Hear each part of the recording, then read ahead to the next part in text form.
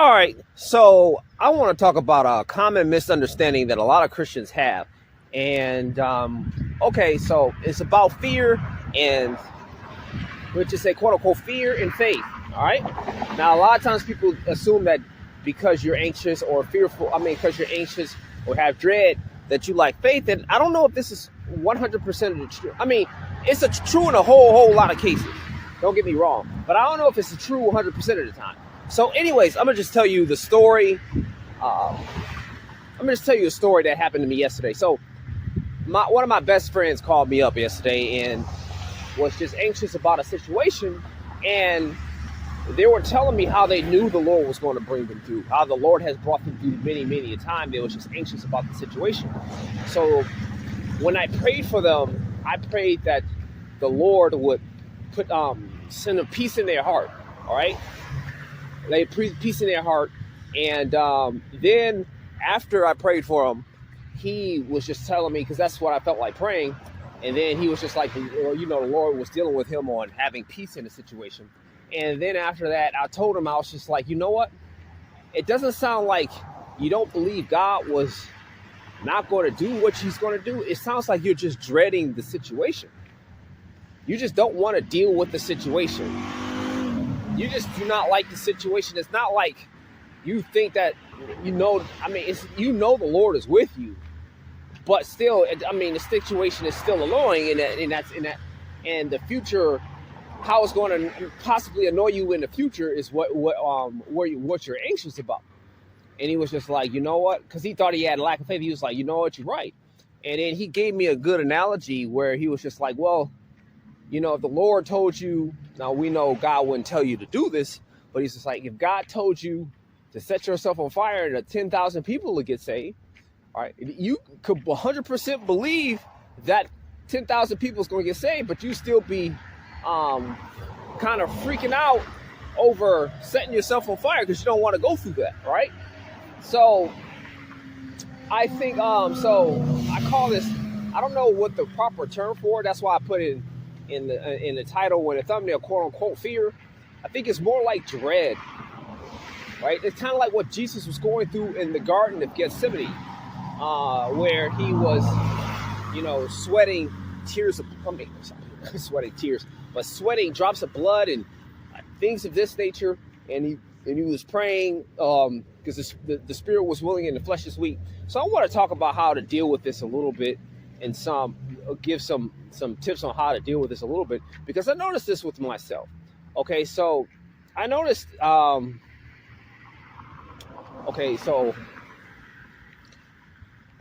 can I put this? Where do I start with this? So there was so there's a few ways you can deal with this. One, you could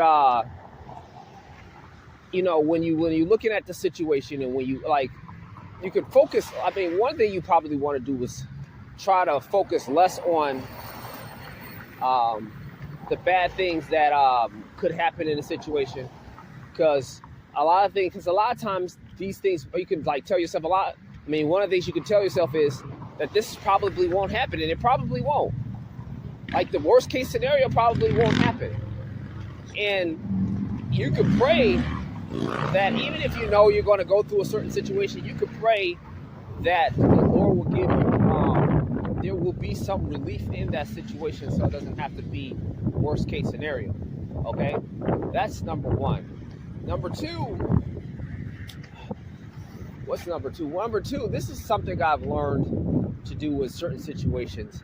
I haven't really had a chance to do it in a big situation, but I'll give you an example of this being done in a big situation, sort of.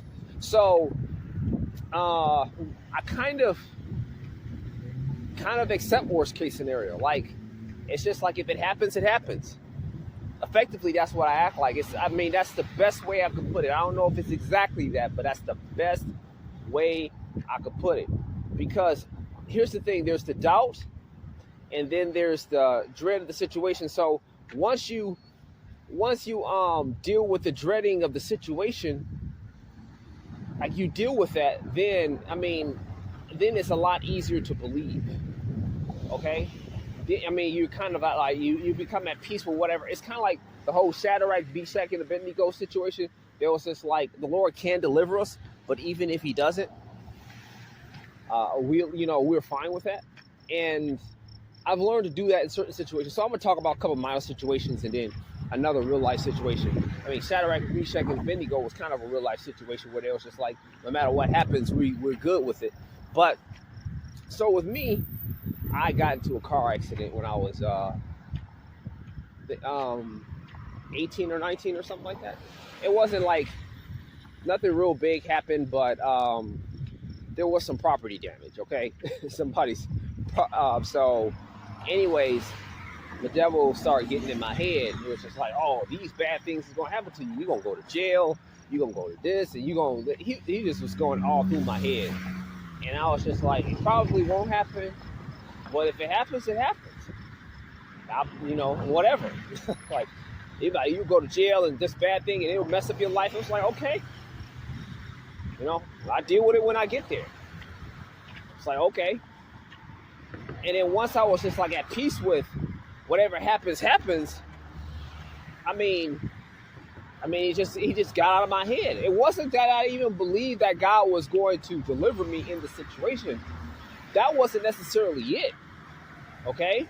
It wasn't even necessarily that I was in faith. I was just like, well, whatever. I'll just deal with it when I get here. Whatever happens, happens. Because there is a difference. Like, just because you're anxious doesn't mean that you don't have faith. Just like my boy was anxious and didn't have faith. But that situation was kind of like the opposite. I didn't really have that much faith.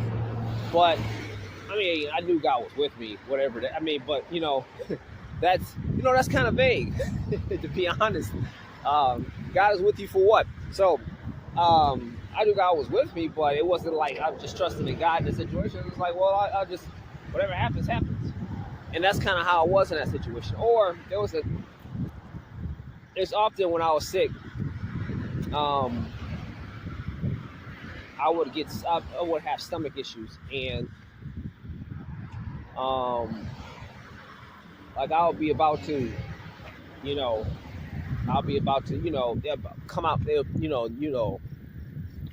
be about to vomit or whatever, and that really like will freak me out. That would freak me out a lot. I wasn't extremely nauseous. It wasn't like I was painfully nauseous, but I knew that if things got escalated, I would throw up. So, and that would freak me out. And throwing up freaked me out a lot. So, I'll pray. I pray against it in a lot of the situations, and a lot of times I didn't end up doing that, but sometimes I did.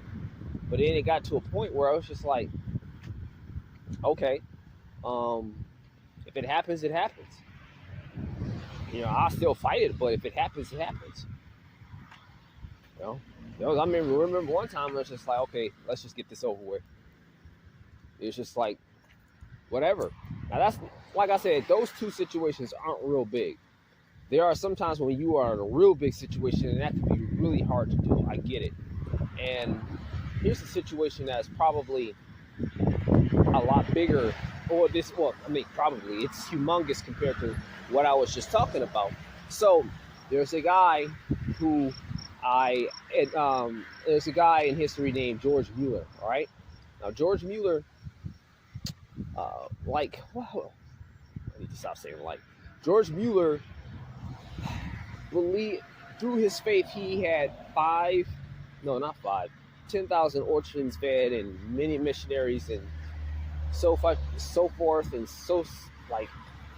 whatever. And he did this without asking for money and not having much money himself. He just prayed and he got his needs met. That's what he did. And he took care of 10,000 orphans. And the Lord would often come do the last minute, and he would just be at peace. But anyways, one time his daughter was sick. She was sick unto death. She was about to die, so they was praying for her to get healed. And then they was just like, Lord, whatever happens, if you take her, that's fine. If you keep her here, that's fine. But we're going to leave it to you. So they was at peace with the worst case scenario. And that's kind of effectively what I'm saying. You should, like, being at peace with the worst case scenario is will do a lot for your psyche. You will increase. You can start focusing on believing and trusting and stepping out on faith now that you're at peace in with the worst case scenario. Because oftentimes a lot of times we don't get our answer because we don't step out in faith, and that's a whole nother thing altogether. But once we're at peace with the worst case scenario, then then that torment is gone, and we can focus more on believing instead of just fighting the dread. All right. So then, so he gave his daughter up to the Lord, and then she ended up living. But they was at peace with the worst case scenario. Now that's one of the worst situations anybody can go through. Is the fearing your child's death. It is. I mean, what's worse than that? So, but he gave it over. He gave his child over to the Lord, and he was at peace with the worst case scenario, and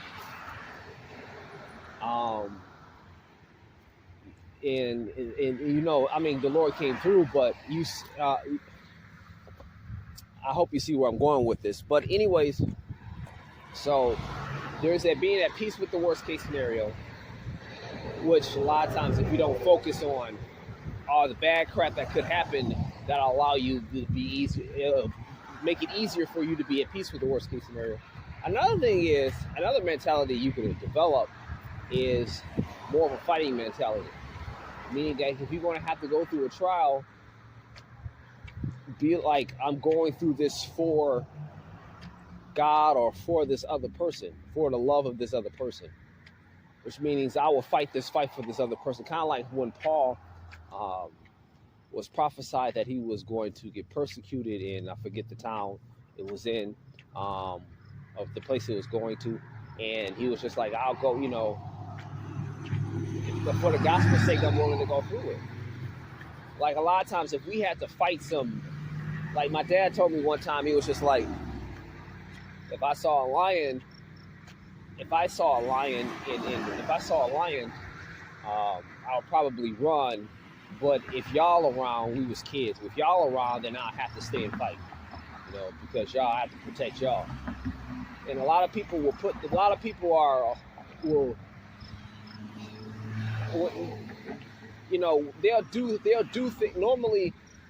they'll do the things they normally would dread for the ones they love, and they'll willingly do the things that they dread for the ones they love. Like I was talking to my boy, and I was just like, like if you had to fight somebody like, we just say Mike Tyson or something,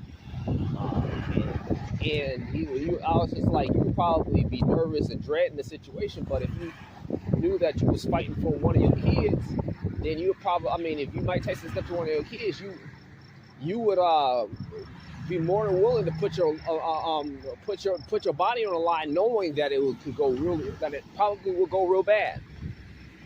So then there's the fighter's mentality, and then there's the whole thing with how Jesus dealt with dread. Okay, so these are like mentalities you can have, and talk to people and deal with. But like how Jesus did. So when Jesus was in the garden of Gethsemane, his spirit was willing, his flesh is weak. Now, a lot of times people be at peace with the situation because the situation is not, they don't understand the consequences of the situation. Right? A lot of people act very different when the consequences are in their face. Like right before that situation with like Jesus, when Jesus was about to be crucified, the disciples were like, we're not going to deny you. We're not going to deny you. And then when the situation came, they denied him. So just because you're at peace with the situation doesn't mean you're fully prepared.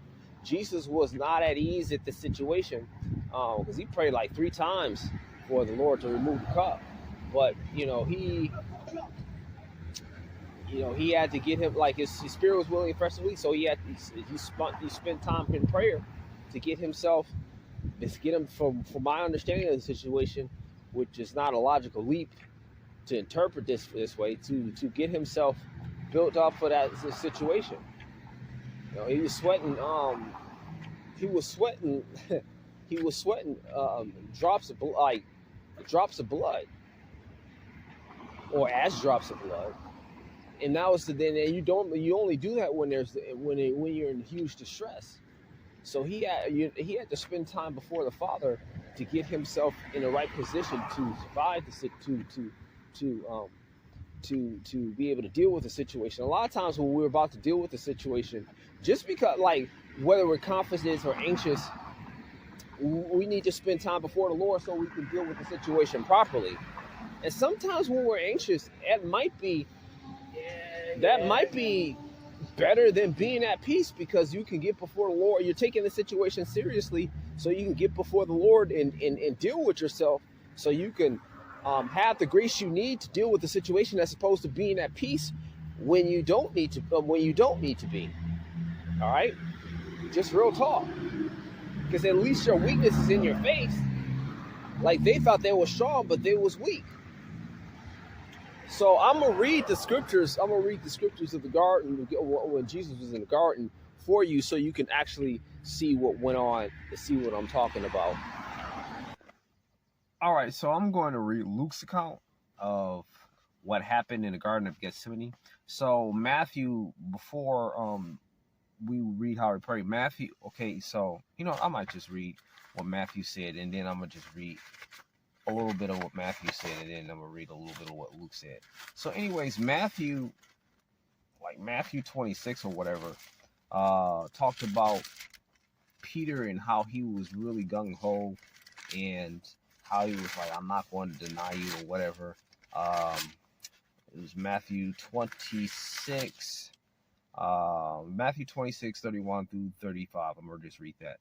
Then said Jesus unto them, all ye shall be offended because of me this night, for it is written, I will smite the shepherd, and the sheep of the flock shall be scattered abroad. And after I am risen again, I will go before you into Galilee. Peter answered unto him, though all shall be offended because of thee, I will never be offended. And Jesus said, verily I say unto you, this night before the cock shalt deny, before the cock crow, thou shalt deny me thrice. Okay, 3 times. Peter said unto him, though I should die with thee, I will not deny thee. Likewise, he said all the disciples. And then the disciples abandoned him when they came to get him. But before that, Peter, he talks about him. I'm gonna just read Luke's account of him praying, but like Luke 22:44, Luke 22:39 through 46, it says, Jesus, he came out and went unto and was wont on a Mount of Olives, and his disciples followed. And when he was at the place, he said, pray that ye not enter temptation. And he was withdrawn, and the stones was cast, and he kneeled, and he's saying, Father, if thou wilt, remove this cup from me. Nevertheless, not thy will, but thy will be done. Now, Matthew talked about he prayed this 3 times, to remove the cup. Jesus prayed about something more than once. All right. Anyways, there appeared an angel unto him and strengthened him. So the angel gave him counsel, and being in agony more earnest, he prayed more earnestly, and sweat was as it were drops of blood falling down to the ground. And he rose up and prayed, and was coming. His disciples were found sleeping, and he said, why are you asleep? Rise and pray, lest you enter into temptation. I'm gonna say this. Sometimes people are calm and they think they're ready and they're not. Sometimes the people who are anxious, sometimes they're in a better position because they know they might need the Lord to give them strength in a situation. You see, one thing I know, a lot of times people say you should rebuke the spirit of fear, and I'm not saying that you don't do that, but some situations require you to go before the Lord and spend time with him, so you can gather your strength, so you can deal with the situation. All right, so you can do what was required of you, so you can step out on faith, because Jesus was able to do abide in faith, so to speak, because he spent time with the Father. All right, and a lot of times certain situations we just don't want to engage with because we don't want to step out into because we haven't engaged the Father. So yes, I've already talked about some mental things you can do to get yourself, or to pray. So for your some mental things you can do to get yourself more able to deal with the situation. But this is how Jesus dealt with it. This is just how Jesus dealt with it, because like he had someone with him, right? With the angel. The angel was with him, and so sometimes you might need to get somebody with you praying or whatever, and or talking to you. And then sometimes you just need to spend time before the Lord. Yes, those other things that I said was true as far as learning to be at peace with the worst case scenario, which you kind of praying before the Lord will do that. I'm ready to um, do the thing out of love, which praying will do the thing. Prayer will do that too, and also just not necessarily focusing on all the bad things, and you just take it when you get there. Because sometimes you focus on all the bad things, really tough. It'll just it can be a little bit unnecessary if you're not preparing for it, if you're just worried about it. And not only that, and a lot of times you probably want to be like, okay, you want to tell yourself this is temporary. Um, this is for one, this is temporary, and number two, uh, you want to focus on the promise or the reward on the other side. So, anyways, that's really all I have to say about that. Hopefully, this helps somebody. If you have ways of dealing with it, put it in the comment section. But anyways, that's really all I have to say. Thanks for your time. Thanks for watching. Have a good day.